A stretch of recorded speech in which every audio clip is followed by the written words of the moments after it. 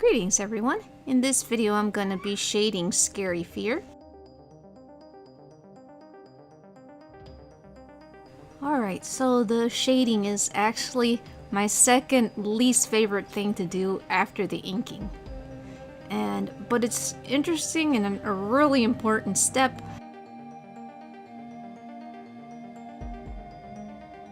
So what I'm doing here is on a separate layer, I'm just adding a darker version of the flat colors. And then I cut out a portion, the portion that's in the light, and then you can see the flat layer shining through, and it looks like it's highlighted. Now, I was having a really off day when I made this, and for some reason there I kept selecting stroke instead of fill.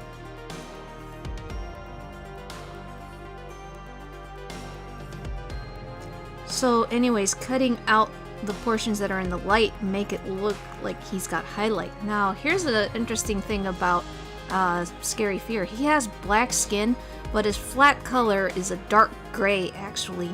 So the shadow color is what tricks your eye into thinking that he actually has black skin.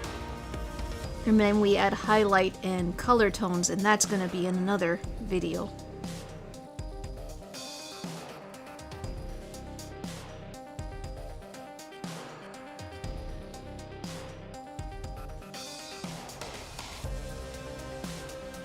Okay, now one thing I forgot to mention in the previous video, as you saw that other picture just appeared there, I have made these character sheets that have all the flat colors I need, and whenever I make any drawing of the particular character, in this case Fear, I just use the eyedropper to select the color so he's always the same correct colors every single time.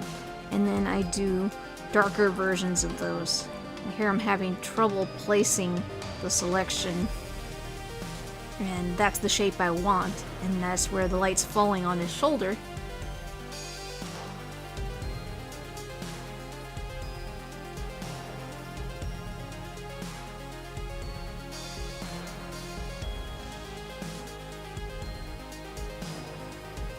So this process is rather tedious. Once again, you really have to know your light and dark and where the highlights and the shadows are going to be. But as this progresses, it really starts to take on a life of its own, and it's starting to look really nice.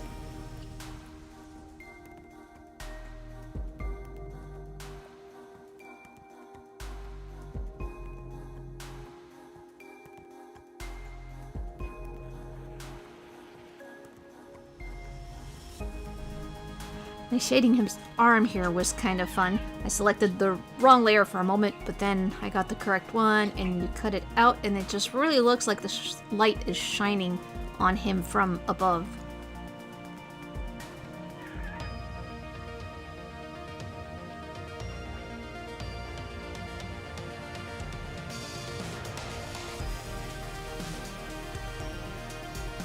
Now we're moving on to shading his hand. This is a little more complex, and as always I had to figure out where was the best place to put the lights coming in.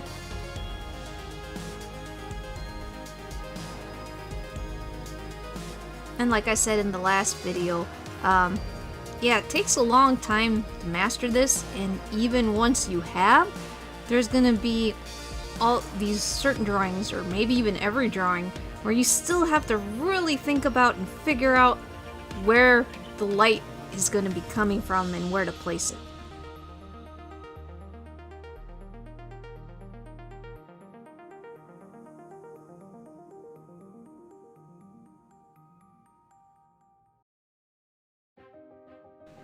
Now, if you watch over on the right side there, all I'm doing is organizing all my layers.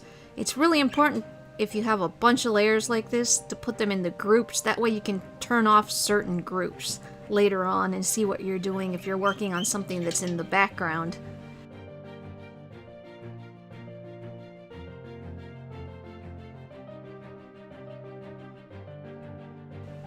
Organization is very important in this type of art, and being sloppy doesn't help you, especially if you have to edit it in the future.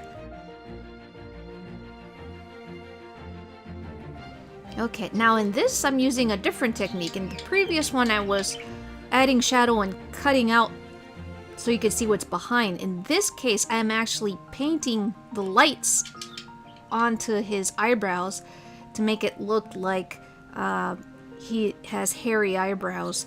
And the nice thing about the art tablet that I have is I can turn it around like a piece of paper. So I was actually drawing this upside down, but the picture stays in one orientation, unlike on a phone, which is so much better because this is the true art tablet.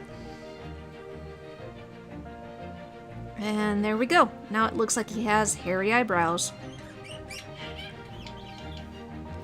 Alright, so now we're moving on to shading with the box, but instead of doing cell shading, which is the hard edges that look really nice and cartoony, I decided to do a gradient on the box so it looks a little more realistic. Also, being that it's made of cardboard, it's not going to have these hard edges, it's going to have darker shadows grading out into a lighter area where the light source is coming from. I had to do a few passes there, that looks pretty good.